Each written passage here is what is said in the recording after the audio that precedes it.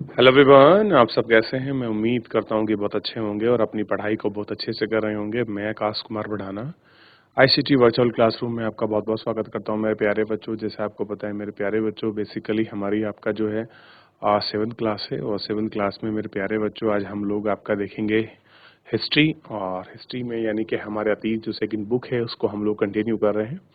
अंतिम चैप्टर है बुक का और उसको हम लोग चलते हैं 18वीं शताब्दी में नए राजनीतिक जो गठन हुए हैं उनको हम लोग आपका देखें। क्लियर है? चलिए हम चलते हैं डिजिटल बोर्ड पर।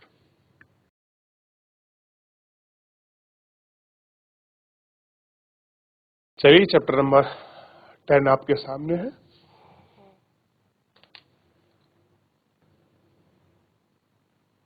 अठारहवीं शताब्दी के नए राजनीतिक संगठन आपके सामने दिखाई दे रहे हैं और आप इन्हीं को अच्छे से देख सकते हैं। यदि आप मानचित्र 1 और 2 को ध्यानपूर्वक देखें तो 18वीं शताब्दी में जो नए राजनीतिक गठन है उनको देखते हैं। तो चैप्टर नंबर सबसे पहले मानचित्र 1 और 2 को देखिए। तो ये मानचित्र 1 है। थोड़ा छोटा कर देता हूं मैं आपको ताकि अच्छा समझ दिखाई दे। देख लिया? चैप्टर 1 आपको दिखाई दे रहा है, मतलब इमेज 1 है। मानचित्र 1 आपको दिखाई देगी।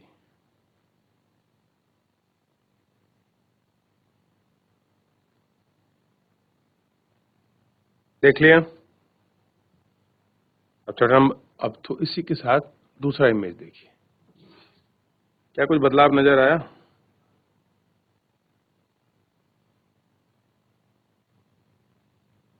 आगे बढ़ जाएं।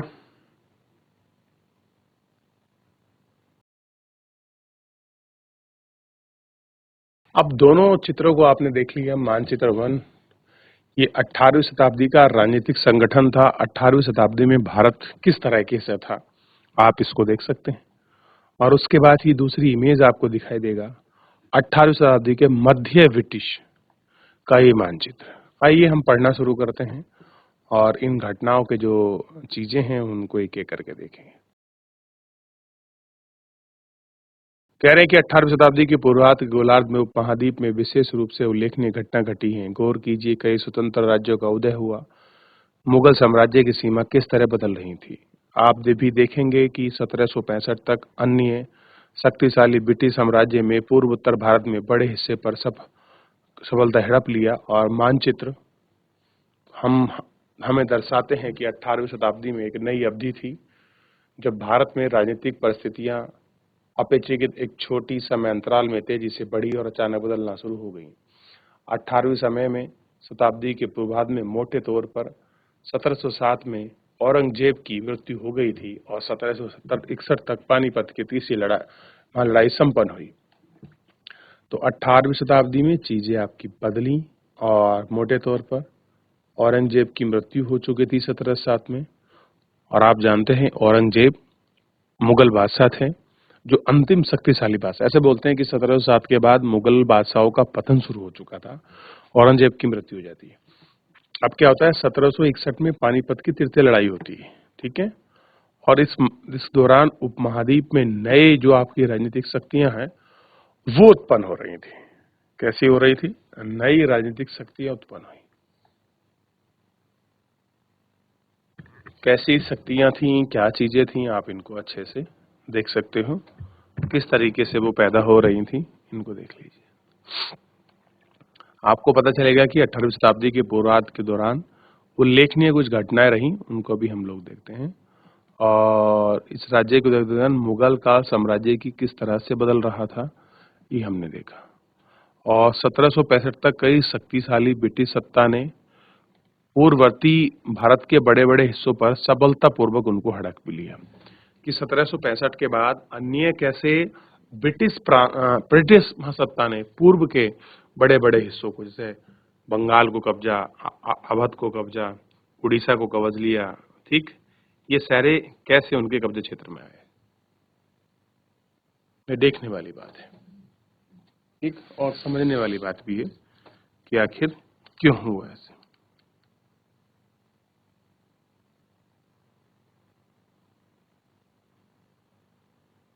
आगे बढ़े। यहाँ आपने सिख देख लिए।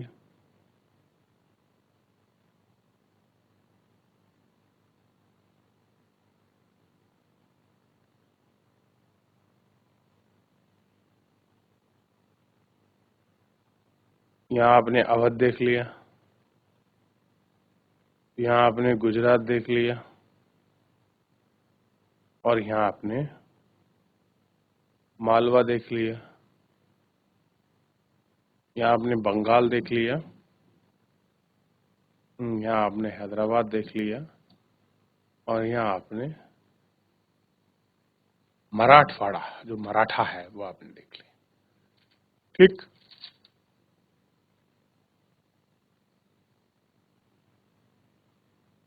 अब आगे बढ़ रहे हैं। इसके बाद मुगल साम्राज्य और परिवर्ती मुगल के लिए संकट की स्थिति पैदा हुई।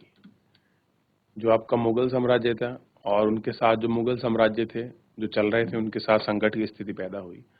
अध्याय 4 में आपने देखा था कि मुगल साम्राज्य की अपनी सफलता की ऊंचाई किस प्रकार पहुंचा था। फिर 17वीं शताब्दी के अंतिम वर्षों में उसने तरह तरह के संकटों का सामना करने के लिए प्रखर रहे। ऐसे अनेक कारण दर्शाते हैं कि बादशाह औरंगजेब ने दक्कन में 1689 में एक लंबी लड़ाई लड़ी और साम्राज्य में सैनिक और वित्तीय संसाधनों को बहुत हद तक खर्च कर दिया। अब आप देखते हैं जब वो दक्कन की लड़ाई लड़ने के लिए जाता है तो दक्कन साउथ,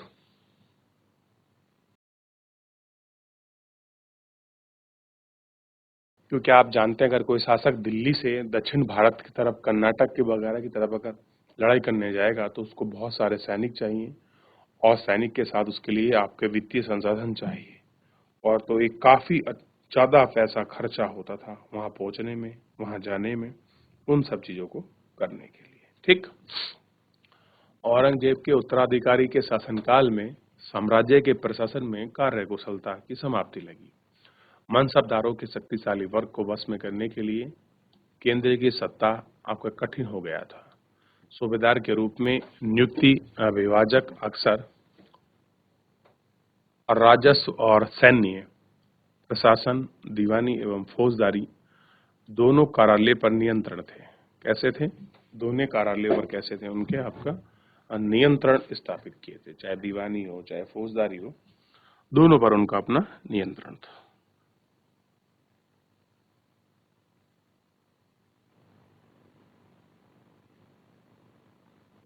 हो गया बच्चों? तो आप दोनों, अब आप जानते हैं कि जो प्रशासन चलता था वो राजस्व और सैन्य यानी कि दीवानी और जो फौजदारी है उन दोनों से ही आपका चलता था। ठीक, पर उन्हें विस्तृत राजनीतिक और आर्थिक और सैन्य मिल गई। जैसे जैसे सूबेदारों ने प्रांतों पर अपना नियंत्रण सुदृढ़ किया, राजधानी में पहुंचने वाले की स्वराज की मात्रा में कमी आई। अब उन्हें पॉलिटिकल रिफॉर्म कर दिए, इकोनॉमिकल रिफॉर्म किए, सैन्य पावर मिली, तो सूबों ने प्रांतों में अपना नियंत्रण अच्छा मजबूत किया और राजधानी में पहुंचने वाले राजस्व में कमी होगी। मान लीजिए आज सेंट्रल है, सेंटर के पास पावर है, सेंटर ने कोई किसी चीज को वहां कब्जा लिया, मान लीजिए हम लोग पाकिस्तान पर कब्जा कर लें, पाकिस्तान पर वहां किसी को नियुक्ति कर लें। अब जितना राजस्व आना चाहिए था पाकिस्तान से वो राजस्व नहीं आए या किसी नए प्रांत से नहीं आए, ऐसे में क्या होती, अब वहां से कमी आने लग गई, क्योंकि आप जानते हैं, ये पता कर सकते हैं कि भाई यहाँ तो राजस्व अच्छा खासा आना चाहिए, लेकिन यहाँ कैसा है, राजस्व कम आ रहा है। उत्तरी तथा पश्चिमी भारत के अनेक हिस्सों में हुए जमींदारों और किसानों के विद्रोह और कृषक आंदोलन ने इन समस्या को और भी गंभीर बना दिया। कह रहे बहुत सारे ऐसे विद्रोह हुए, बहुत सारे ऐसे कृषक हुए जिन्होंने इन चीजों को और गंभीर बना दिया। कभी कभी ये विद्रोह बढ़ गए और करों के भार के विद्रोह किए गए, और कभी ये शक्तिशाली सरदारों द्वारा अपनी स्थिति को सुदृढ़ बनाने की कोशिश भी करते रहे। कभी ने सोचा कि जो हमारी स्थिति है हम उसको सुदृढ़ कर लें, अच्छा मजबूत कर लें, ऐसे भी प्रयास उनके द्वारा बहुत सारे किए गए। ठीक, और आप इनको देख सकते हैं। और अतीत के विद्रोह समूह ने मुगल सत्ता को चुनौती दे दी, परंतु अब ऐसे समूह आर्थिक संसाधनों का प्रयोग अपनी स्थिति को मजबूत करने के लिए किया। जिस तरह से धीरे धीरे राजनीतिक व आर्थिक सत्ता प्रांतीय सूबेदारों, स्थानीय सरदारों व अन्य समूह के हाथ में आ रही थी, औरंगजेब के उत्तराधिकारी इसको बदलाव को रोक ना सके। कह रहे जो बदलाव आ रहा था औरंगजेब की मृत्यु के बाद, वो लोग उसको रोक ना सके। जैसे मुर्शिद कुली खान ने बंगाल को अपने आप में स्वतंत्र शासक घोषित कर दिया था। ठीक, तो ये सारे बदलाव महत्वपूर्ण रहे।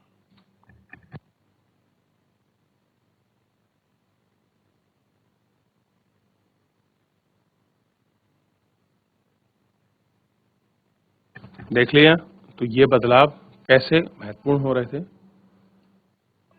अब आप इसको देख सकते हैं अच्छे से।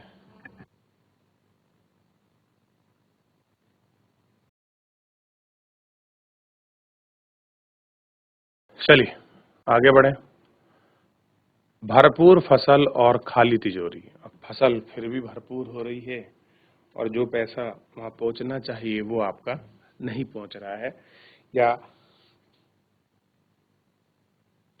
जितना राजस्व वहां जाना चाहिए वो आपका नहीं जा पा रहा है।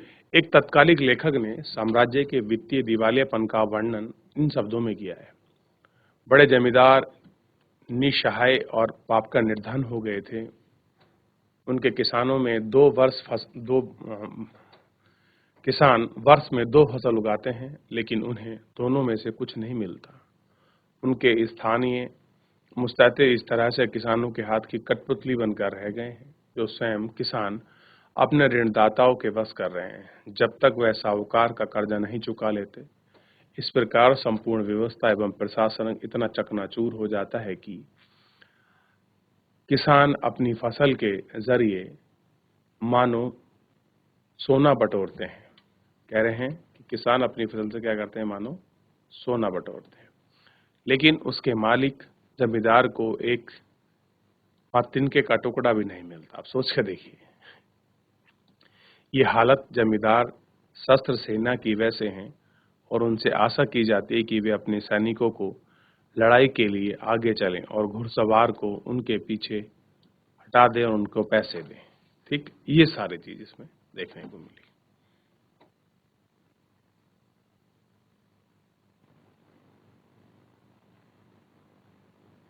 देख लिया आपने। इस आर्थिक और राजनीतिक संकट के बीच ईरान शासक नादिर शाह 1739 में दिल्ली पर आक्रमण करता है। बड़ा क्रूर था ये आदमी नादिर शाह। इस संपूर्ण नगर को लूट कर वह भारी मात्रा में धन दौलत ले गया। नादिर शाह के आक्रमण के बाद अफगान शासक अहमद शाह अब्दाली के आक्रमण का तांता लग गया। अब पैर लूटा नादिर शाह ने, और नादिर शाह के बाद एक शासक आया जिसका नाम था अहमद शाह अब्दाली।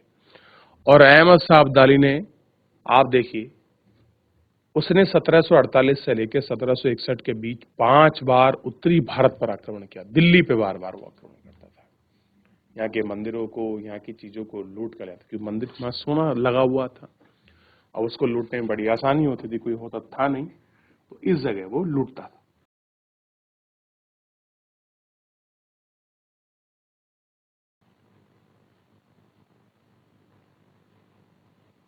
देख लिया आपने आक्रमण के बाद क्या स्थिति हो रही थी वहां।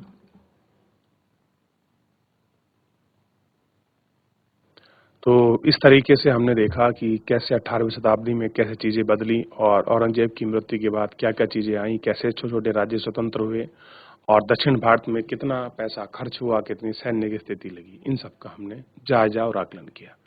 फिलहाल आज के लिए इतना ही, मिलते हैं नेक्स्ट लेक्चर में। धन्यवाद।